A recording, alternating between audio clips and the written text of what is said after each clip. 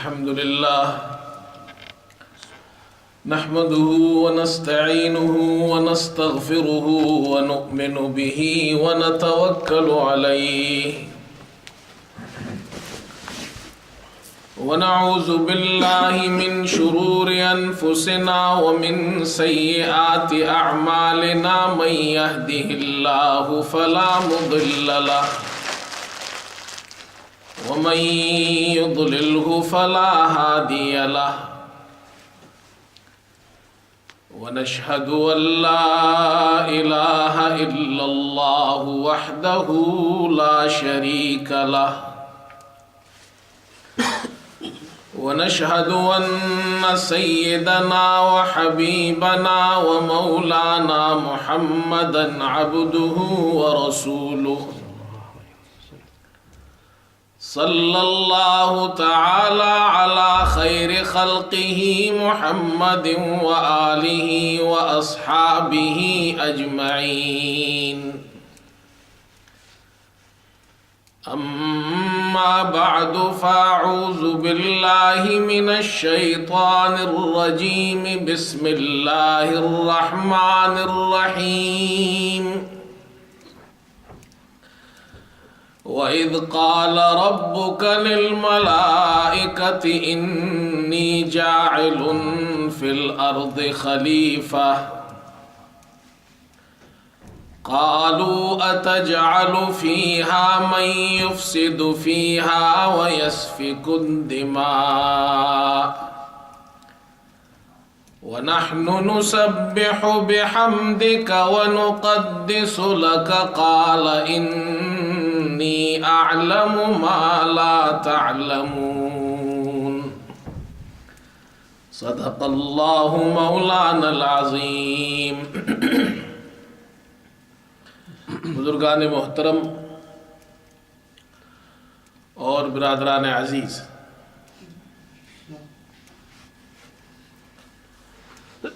اللہ رب العزت نے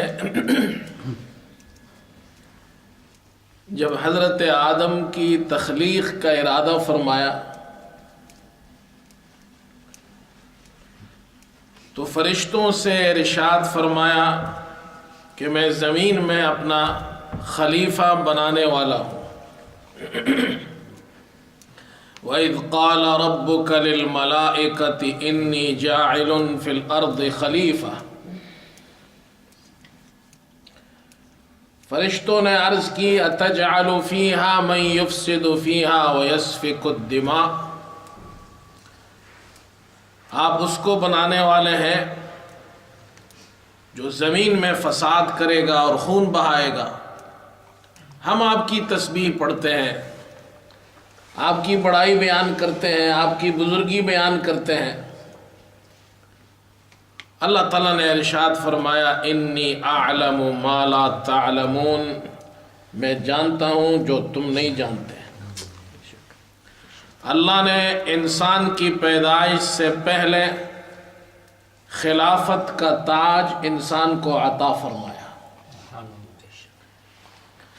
انسان کو اللہ تعالیٰ نے پیدا فرمایا اور اس سے پہلے جتنی مخلوقات تھی، جن میں فرشتے بھی تھے، جنات بھی تھے، لیکن اشرف المخلوقات اللہ تعالیٰ نے حضرت انسان کو بنایا۔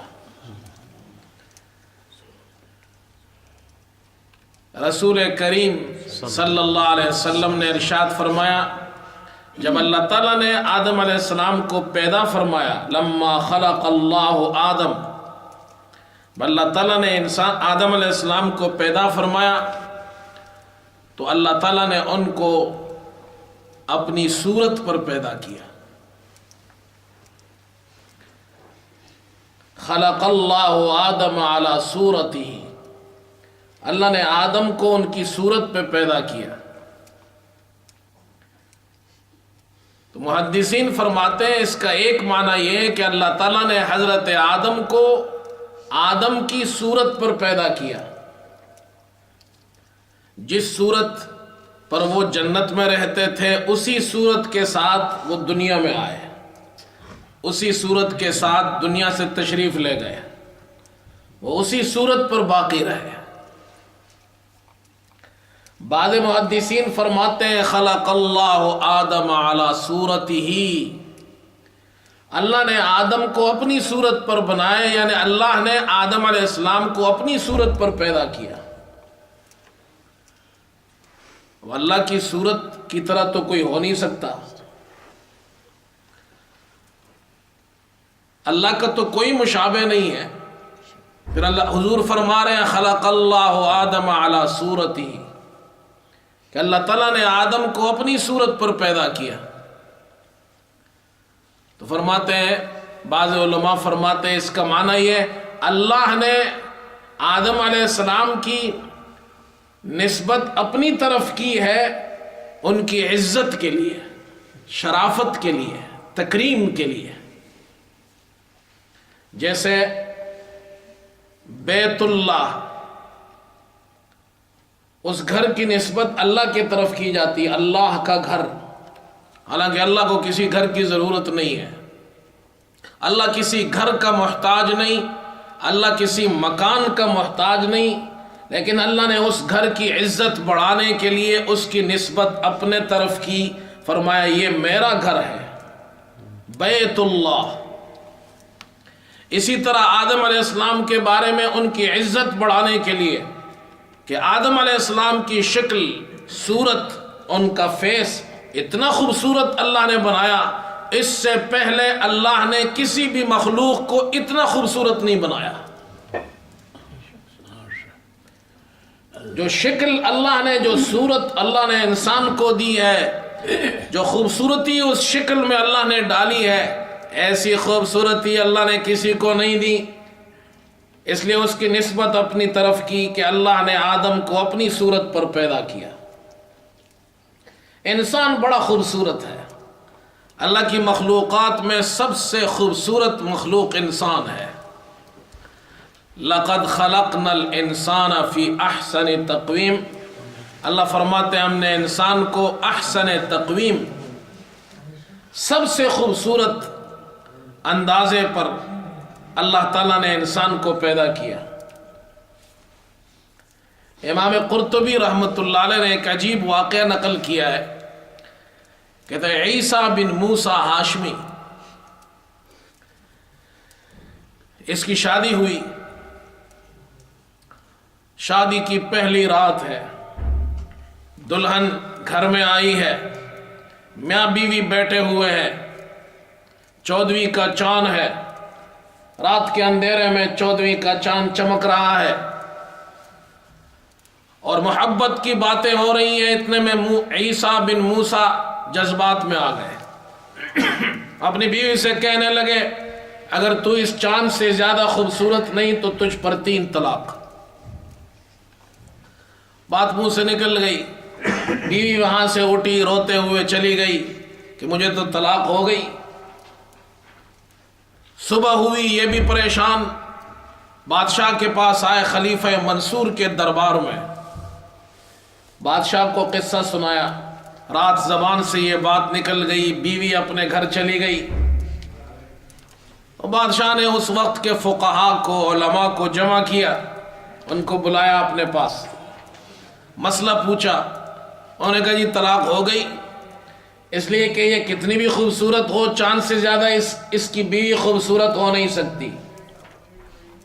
ایک عالم بیٹھے ہوئے تھے جو امام ابو حنیفہ کے شاگرد تھے، انہوں نے کہا بادشاہ سلامت، طلاق نہیں ہوئی، بیوی اس کی بیوی ہے، طلاق نہیں ہوئی۔ کہا تمہارے پاس کیا دلیل ہے؟ انہوں نے کہا سنو، بسم اللہ الرحمن الرحیم، والتین والزیتون وطور سینین وهذا البلد الامین لقد خلقنا الانسان فی احسن تقویم۔ اللہ تعالیٰ نے 4 چیزوں کی قسم کھائی، انجیر کی، زیتون کی، طور سینین کی، بلد الامین مکے کی۔ انجیر اور زیتون سے مراد وہ 2 پہاڑ ہے جو بیت المقدس کے قریب ہے، جہاں حضرت عیسیٰ کی پیدائش ہوئی۔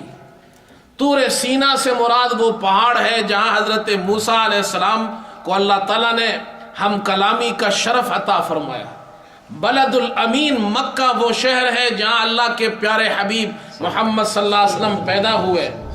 یہ تین بڑے مقامات، عیسیٰ علیہ السلام کی جائے پیدائش، موسیٰ علیہ السلام سے ہم کلامی کا شرف طور سینا پر، محمد صلی اللہ علیہ وسلم کی جائے پیدائش مکہ، ان چار چیزوں کی قسم، انجیر، زیتون، طور سینا اور بلد الامین، ان مقامات کی، ان جہاں بھی یہ پیغمبر آئے ہیں، اللہ ان مبارک مقامات کی قسم کھا کر یہ سمجھا رہے ہیں کہ یہ بڑے پیغمبر بھی جو ان مقامات پر آئے یہ بھی کہہ اٹھیں گے لَقَدْ خَلَقْنَا الْإِنسَانَ فِي أَحْسَنِ تَقْوِيمٍ، انسان کو ہم نے سب سے زیادہ خوبصورت بنایا ہے.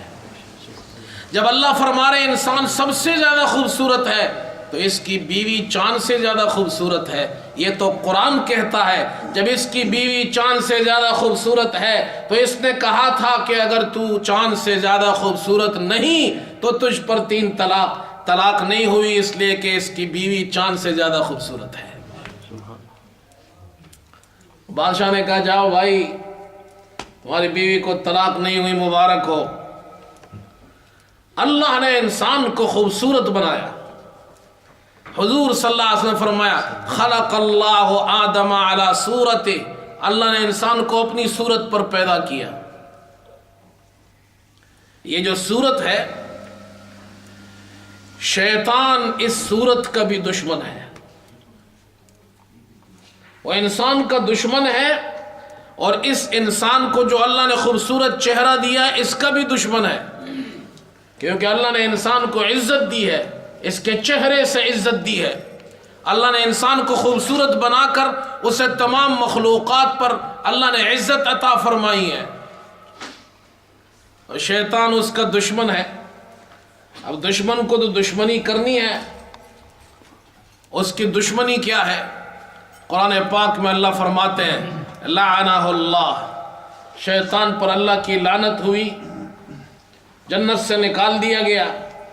تو اس نے کہا تھا وَقَالَ لَأَتَّخِذَنَّ مِنْ عِبَادِكَ نَصِيبًا مَفْرُوضًا، اللہ سے کہا تھا کہ میں تیرے بندوں میں سے مقرر حصہ لے لوں گا، لوگوں کو میں اپنا ساتھی بنا لوں گا، وہ میری جال میں پھنس جائیں گے، میں تو جہنم میں جاؤں گا، ان کو بھی اپنے ساتھ جہنم میں لے جاؤں گا. اب وہ شیطان کیسی دشمنی کرتا ہے، اللہ تعالیٰ نے اس کی دشمنی کا ذکر کیا ہے، اس کے حربے ذکر کیے ہیں. فرمایا وَلَأُضِلَّنَّهُمْ وَلَأُمَنِّيَنَّهُمْ وَلَآمُرَنَّهُمْ فَلَيُبَتِّكُنَّ آذَانَ الْأَنْعَامِ وَلَآمُرَنَّهُمْ فَلَيُغَيِّرُنَّ خَلْقَ اللَّهِ. شیطان نے کہا تھا، اللہ سے کہا تھا اس نے لَأُضِلَّنَّهُمْ، میں ضرور بالضرور ان کو گمراہ کروں گا، میں سیدھی راہ سے ان کو بھٹکا دوں گا. وَلَأُمَنِّيَنَّهُمْ، امیدوں میں ان کو ڈال دوں گا. وَلَآمُرَنَّهُمْ فَلَيُبَتِّكُنَّ آذَانَ الْأَنْعَامِ، میں ان کو سکھاؤں گا جانوروں کے کان چیریں گے. یہ زمانہ جاہلیت میں جب جانور کو بت کے نام پر نامزد کیا جاتا تو اس کے کان کو چیر دیا جاتا تھا، یہ علامت ہوتی تھی کہ یہ فلاں بت کے نام پر ہے. وَلَآمُرَنَّهُمْ فَلَيُغَيِّرُنَّ خَلْقَ اللَّهِ، میں ان کو سکھاؤں گا یہ اللہ کی بنائی ہوئی صورتوں کو بگاڑ دیں گے، اللہ کی خلقت کو بگاڑیں گے. یہ اللہ کی خلقت کو بگاڑنے کا کیا مطلب؟ علماء نے لکھا ہے جو اللہ نے انسان کو خوبصورت چہرہ عطا کیا ہے، شیطان ایسی پٹی پڑھائے گا، ایسا گمراہ کرے گا کہ اللہ کی بنائی ہوئی اس خوبصورت چہرے کو، اس بنائے ہوئے خوبصورت چہرے کو انسان اپنے ہاتھوں سے بگاڑے گا. اس کا بگاڑنا کیا ہے؟ اللہ نے مرد کو زینت دی ہے داڑھی سے. یہ داڑھی کس نے بنائی؟ اللہ نے. جس اللہ نے، اللہ فرماتے ہیں میں نے انسان کو سب سے زیادہ خوبصورت بنایا. خوبصورتی انسان کے چہرے میں ہے. تو جو اللہ پاک نے اس چہرے کو داڑھی دی ہے تو یہ اس کی خوبصورتی میں شامل ہے. اب اس کو کاٹنا اللہ کی بنائی ہوئی خلقت کو بگاڑنا ہے، اور شیطان یہ چاہتا ہے کہ اللہ کی بنائی ہوئی خلقت کو بگاڑ دے، اور شیطان اس کو مزین کر کے دکھاتا ہے، خوبصورت بنا کر دکھاتا ہے. شیطان کے پاس بڑی چالیں ہیں. وہ داڑھی آئینے میں داڑھی شکل دیکھتا ہے داڑھی والی تو شیطان کہتے ہیں اچھا نہیں لگ رہے ہو. داڑھی کاٹ کے دیکھتا ہے کہتے ہیں بڑے اچھے لگ رہے ہو. یہ مزین کر کے دکھاتا ہے، اس کو خوبصورت بنا کر دکھاتا ہے اسے. مگر غور کرو، جو اللہ نے یہ چہرہ بنایا اس میں داڑھی میرے اللہ نے بنائی ہے. اب یہ داڑھی کو کاٹتا ہے، اللہ کی بنائی ہوئی خلقت کو بگاڑ رہا ہے. حضور صلی اللہ علیہ وسلم تشریف لائے تو آپ نے جہاں ہمیں تعلیمات دی ہے دنیا میں، اس میں ان میں ایک تعلیم یہ بھی دی ہے، فرمایا خالف المشرکین، مشرکین کی مخالفت کرو، داڑیاں بڑھاؤ، مونچھیں ترشواؤ، مونچھیں چھوٹی کرو، داڑیاں بڑھاؤ. کچھ لوگ کہتے ہیں کہ نعوذ باللہ داڑھی رکھنا کوئی سنت نہیں ہے. عرب کلچر تھا، اس زمانے میں عرب بھی رکھتے تھے، اس لیے حضور صلی اللہ علیہ وسلم نے بھی رکھی ہے، صحابہ نے بھی رکھی ہے. تو اس حدیث پہ غور کیجئے. حضور فرما رہے خالف المشرکین، مشرکین کون تھے؟ عرب تھے. حضور فرما رہے ان کی مخالفت کرو، ان کے کلچر کی مخالفت کرو. ان کا کلچر کیا تھا؟ وہ داڑیاں چھوٹی رکھتے تھے، حضور نے فرمایا داڑیاں بڑھاؤ. ان کا کلچر کیا تھا؟ وہ مونچھیں چھوٹی نہیں کرتے تھے، بڑی بڑی رکھتے تھے، حضور نے فرمایا مونچھیں چھوٹی کرو، مونچھوں کو ٹرم کرو، داڑیاں بڑھاؤ. تو عرب کلچر کہاں سے آ گیا؟ عرب کلچر میں تو داڑیاں ان کی مخالفت حضور فرما رہے ہیں، خالف المشرکین. ایک آدمی نے کہا کہ یہ داڑھی سنت نہیں ہے، نعوذ باللہ یہ تو عرب کلچر ہے. تو میں نے کہا پھر ختنہ کرنا بھی چھوڑ دو، اس لیے کہ حضور صلی اللہ علیہ وسلم سے پہلے عرب لوگ ختنہ بھی کیا کرتے تھے، اس کو بھی عرب کلچر کہو. عرب کے لوگ وہ داڑیاں رکھتے تھے، چھوٹی رکھتے تھے، بڑی نہیں رکھتے تھے، لیکن رکھتے تھے. ادھر فارس کے لوگ جو آتش پرست تھے وہ لوگ داڑیاں کاٹتے تھے. وجہ یہ تھی کہ عرب کے لوگ جیسے بھی تھے گمراہ تھے، مشرک تھے، لیکن وہ کہتے تھے ہم حضرت ابراہیم کے دین پر ہیں.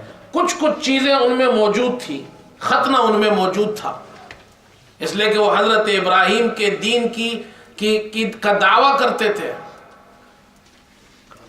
بیت اللہ کا احترام کرتے تھے، اس کا طواف کرتے، اگرچہ شرک کرتے تھے لیکن دعویٰ یہ کرتے تھے ہم دین ابراہیم پر ہے. تو کچھ چیزیں ان میں موجود تھی، ختنہ ان میں موجود تھا، داڑیاں تھی لیکن چھوٹی رکھتے تھے. یہ رسول کریم صلی اللہ علیہ وسلم کی سنت مبارکہ ہے، صرف آپ کی نہیں تمام انبیاء کی سنت ہے. داڑھی رکھنا تمام انبیاء کی سنت ہے، اور یہ اللہ تعالیٰ نے انسان کو اس کے چہرے کو خوبصورتی عطا کی ہے. داڑھی میں خوبصورتی ہے.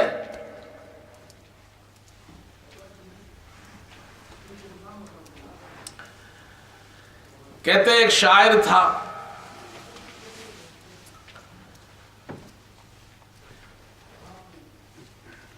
وہ فارسی زبان کا بڑا شاعر تھا،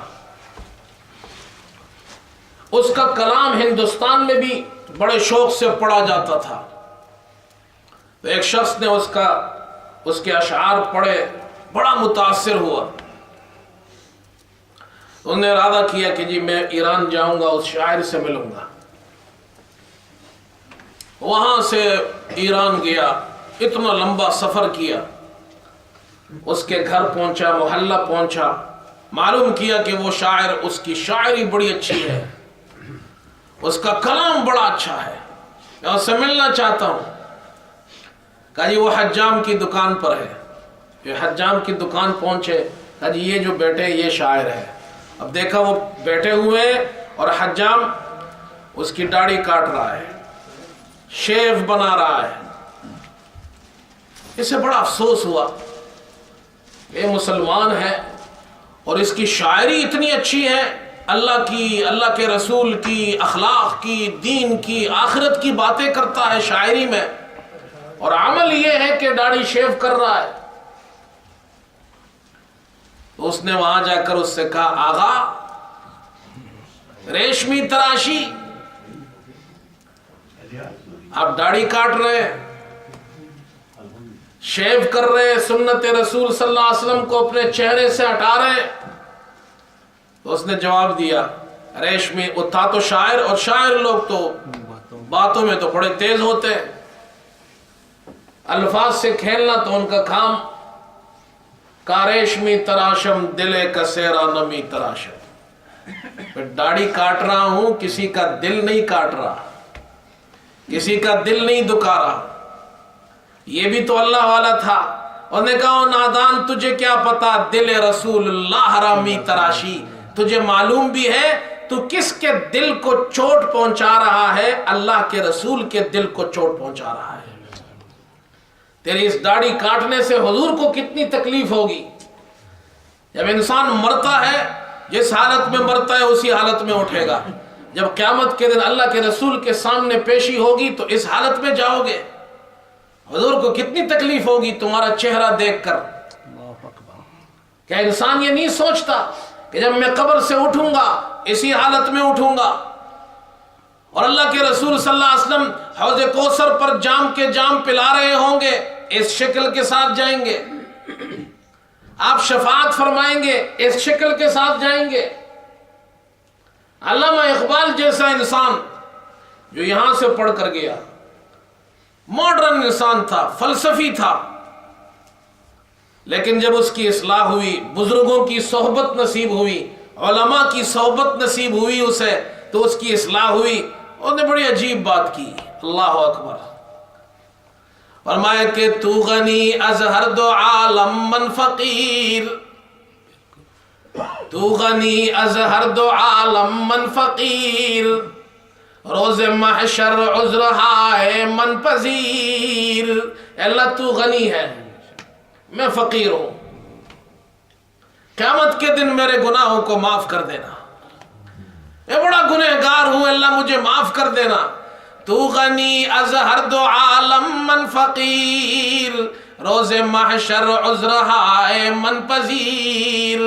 ور حسابم گر تو بینی ناگزیر, از نگاہ مصطفیٰ پنہا بگیر.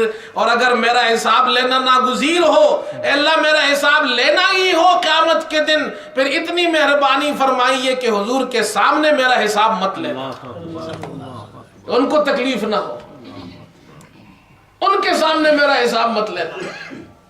کہا تمہیں معلوم بھی ہے تم کس کے دل کو چوٹ پہنچا رہے ہو. قیامت کے دن حضور کے سامنے پیشی ہوگی تو اس چہرے کے ساتھ جاؤ گے. اس نے یہ سنا, ایمان تو مسلمان کے دل میں ہوتا ہے, ختم تو نہیں ہوتا. وہ چنگاری ہوتی ہے, کسی وقت چمک جاتی ہے. جیسے ہی اس نے سنا تو اس نے چیخ ماری اور بے ہوش ہو گیا.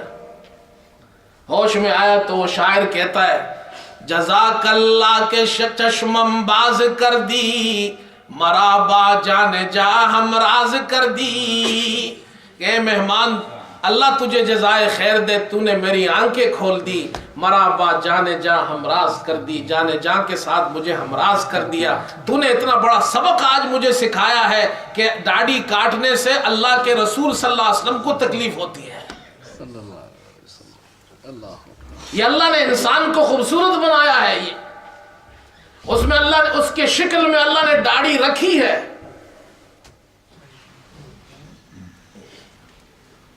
اور شیطان یہ چاہتا ہے کہ یہ داڑھی کاٹے, اس لیے کہ وہ دشمن ہے ہمارا. وہ چاہتا ہے کہ اللہ کی اس خوبصورتی کو انسان بگاڑ دے. اور یاد رکھو جب انسان گناہ کرتا ہے تو وہ گناہ اسے برا نہیں لگتا، شیطان اسے اچھا کر کے دکھاتا ہے۔ قرآن میں اللہ نے اس کا ذکر کیا ہے، زَيَّنَ لَهُمُ الشَّيْطَانُ أَعْمَالَهُمْ، اللہ نے، شیطان نے ان کے اعمال ان کو خوبصورت بنا کر پیش کیا ہے۔ وہ گناہ داڑھی کاٹتا ہے تو اس کو بدصورتی نظر نہیں آتی، وہ اس کو خوبصورت سمجھتا ہے۔ شیطان اس کو دکھاتا ہے کہ نہیں دیکھو جی داڑھی میں تم اچھا نہیں لگتے،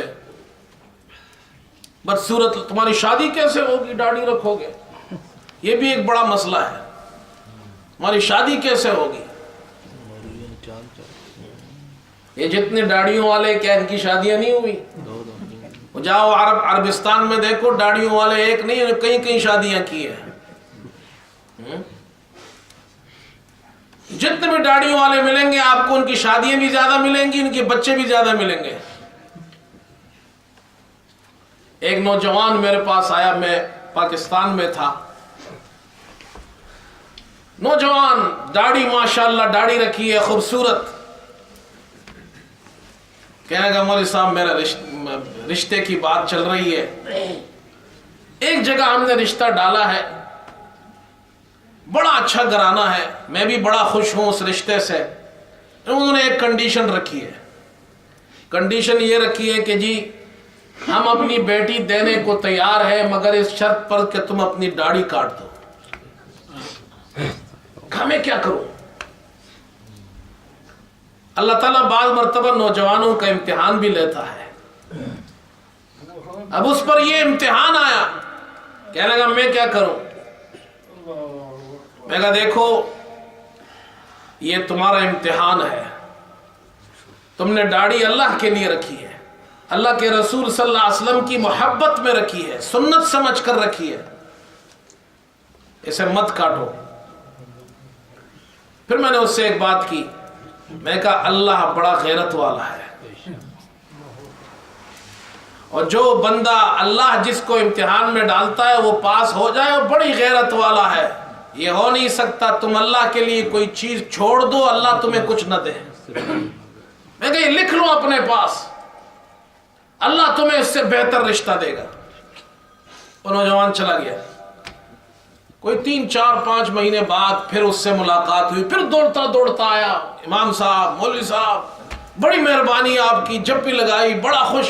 کہا میں نے وہ رشتہ چھوڑ دیا تھا کہ جو میری داڑھی کو ایکسپٹ نہیں کر سکتے وہ دین کو کیا ایکسپٹ کریں گے، جن کے دلوں میں اللہ کے رسول سے محبت نہیں ہے میرا ان سے کیسے گزارا ہوگا؟ میں نے چھوڑ دیا وہ رشتہ، اور یقین کرے اللہ نے اس سے مجھے بہتر رشتہ عطا کیا ہے۔ اللہ بڑا غیرت والا ہے۔ تو یاد رکھو میرے دوستو، یہ شیطان کے کام ہے، اور شیطان نے اللہ کے سامنے کہا تھا وَلَآمُرَنَّهُمْ فَلَيُغَيِّرُنَّ خَلْقَ اللَّهِ، میں ان کو سکھاؤں گا، فَلَيُغَيِّرُنَّ خَلْقَ اللَّهِ، یہ اللہ کی خلقت کو بگاڑ دیں گے، بدل ڈالیں گے اسے۔ اب تو بڑی ترقی ہو گئی ہے جی،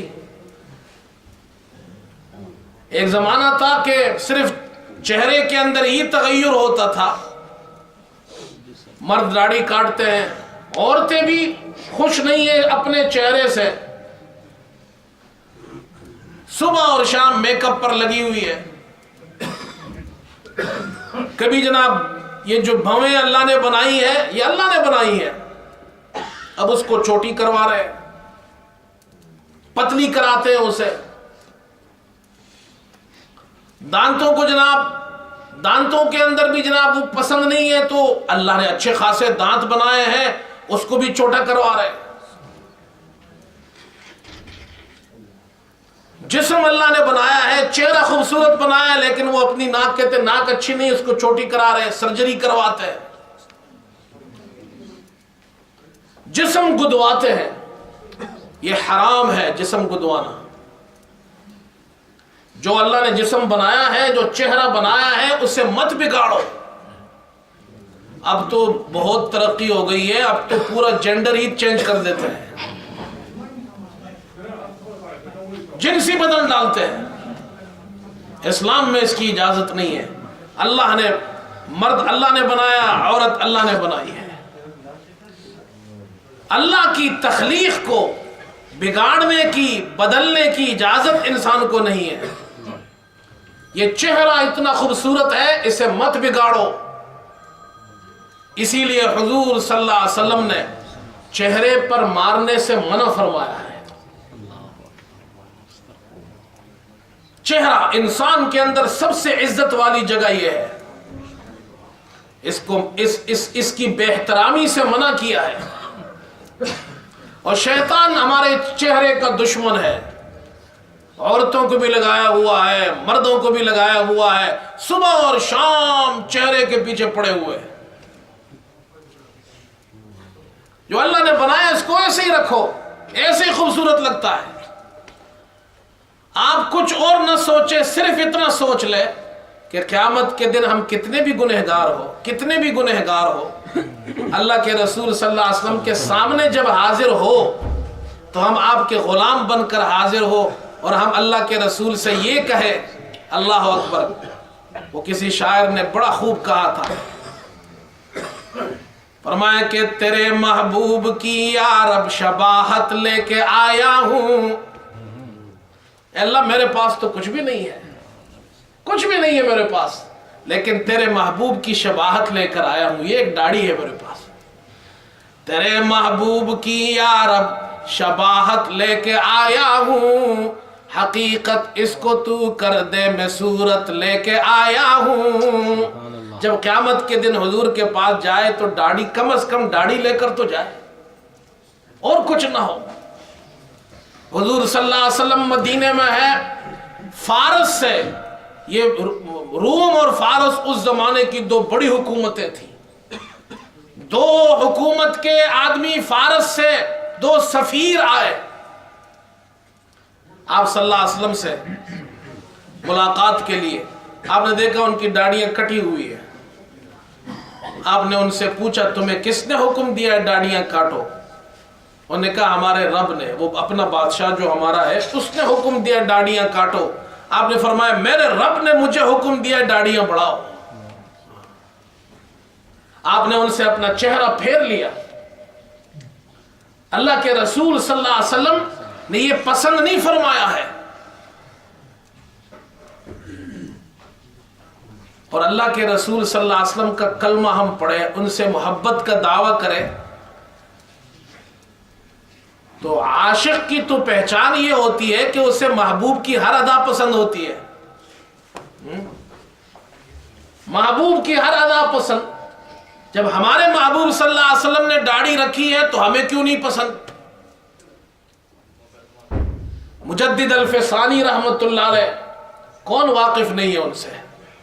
مجدد الفسانی 11ویں صدی کے مجدد وہ ہیں، بہت بڑے عالم، بہت بڑے بزرگ، بہت بڑے اللہ والے. چھوٹے موٹے عالم نہیں تھے، وہ ایسے عالم تھے کہ انہوں نے بادشاہوں کو بھی ٹھیک کیا ہے، بادشاہوں کی اصلاح کی ہے. وہ آدمی تھا مجدد، اکبر کے دربار میں اکبر جیسا بادشاہ. اسلام میں بہت سی چیزیں اس نے غیر مسلموں کی چیزیں اسلام میں ڈال دی تھی، جس کے دربار میں اسے جھک کر سلام کیا جاتا تھا، اس کے سامنے جھکا جاتا تھا. اللہ کے علاوہ کسی کے سامنے جھکنا جائز نہیں ہے. مجدد الفسانی واحد آدمی تھے جو اکبر کے دربار میں جاتے ہیں اور جھکتے نہیں ہیں. اتنا بڑا عالم، اتنا بڑا مجدد. مجھے ان کی یہ بات بڑی اچھی لگی. اللہ اکبر، عجیب بات لکھی ہے انہوں نے. وہ فرماتے ہیں میں اللہ کو اس لیے مانتا ہوں کہ اللہ میرے محبوب محمد صلی اللہ علیہ وسلم کا خدا ہے. میں خدا کو اس لیے مانتا ہوں کہ وہ میرے محبوب کا خدا ہے. جب ہمیں رسول کریم صلی اللہ علیہ وسلم سے پیار ہے، محبت ہے، تو پھر ان کی سنتوں سے بھی پیار ہونا چاہیے. بات بڑی لمبی ہو گئی. میرا تو ارادہ تھا یہ پوری حدیث آپ کو سناؤں گا، لیکن ابھی تو حدیث کا پہلا جملہ ہی ختم ہوا ہے. خلق اللہ آدم علی صورتہ، اللہ نے آدم کو اپنی صورت پر پیدا کیا، کتنی بڑی بات ہے.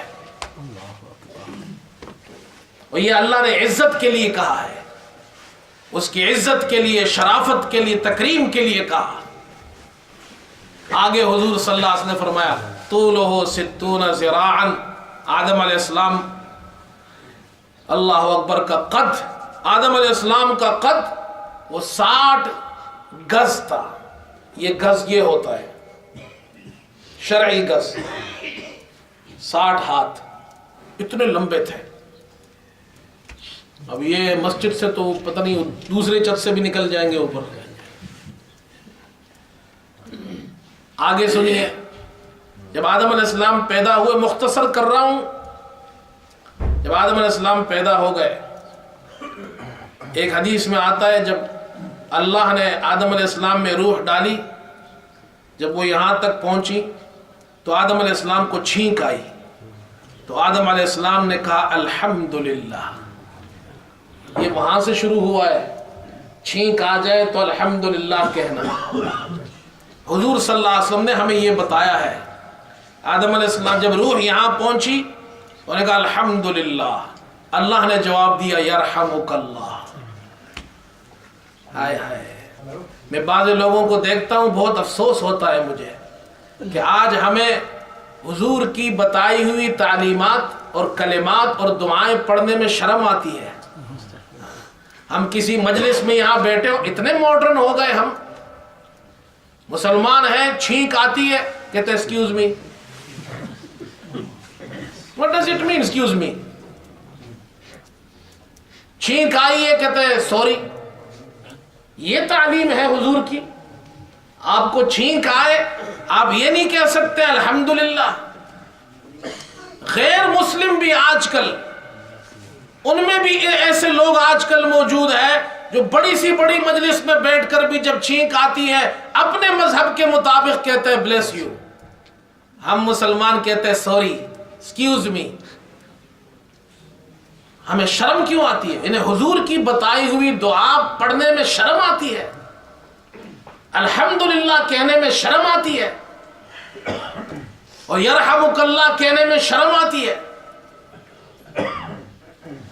اللہ نے آدم علیہ السلام کو پیدا کیا. جب پیدا ہو گئے فرمایا جاؤ یہ سامنے فرشتوں کی جماعت بیٹھی ہے، ان کو سلام کرو. اللہ اکبر.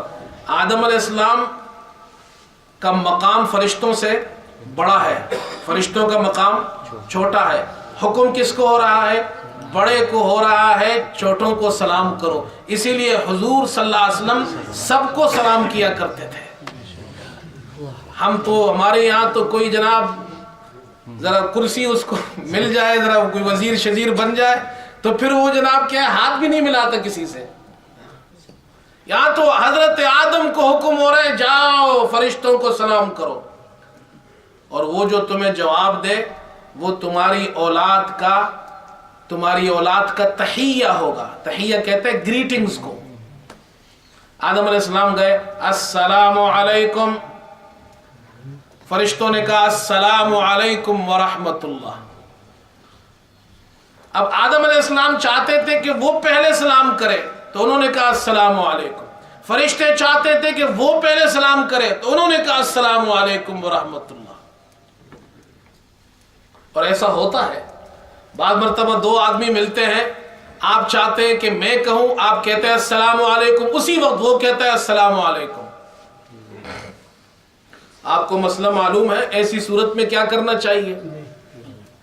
اچھی بات ہے جی، بہت اچھی، میں خوشی ہوتی ہے جب مسئلہ نہیں معلوم.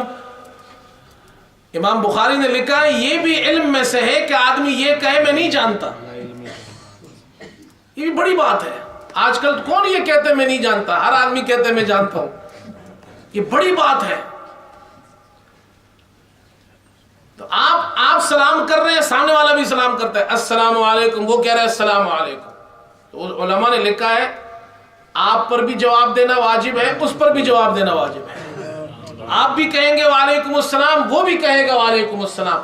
آپ اس کے سلام کے جواب میں وعلیکم السلام کہیں گے، وہ آپ کے جواب میں وعلیکم السلام کہے گا. تو اب مطلب کیا ہوا؟ یہ جو انسیڈنٹ ہوا ہے یہ آپ کے لیے مبارک ہے اس لیے کہ السلام علیکم پر 10 نیکی ملی تھی، جو وعلیکم السلام کہا تو کتنی ہو گئی؟ 20. تو کم از کم آپ نے 20 نیکی آپ نے کما لی، 20 اس نے کما لی.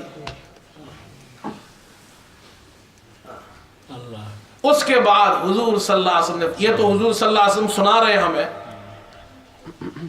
پھر اس کے بعد حضور، اچھا اب سوال یہ، جب آدم علیہ السلام 60 گز کے تھے تو ہم لوگ کیوں 6 فٹ کے رہ گئے، 5 فٹ کے رہ گئے؟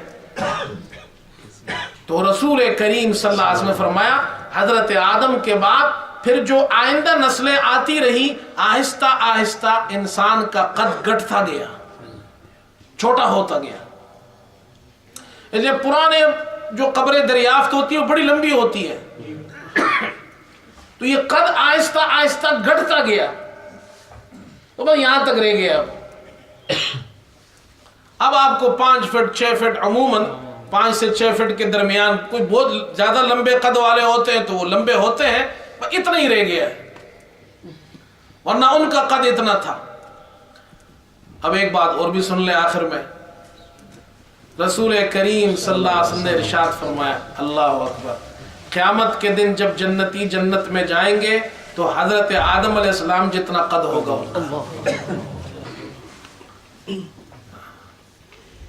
ایسے اللہ پاک خوبصورت جسم، اللہ اکبر. میں کیا سناؤں آپ کو، جنت کی باتیں آ گئی بھئی، اگلے جمعے سنا دوں گا یا پھر کبھی.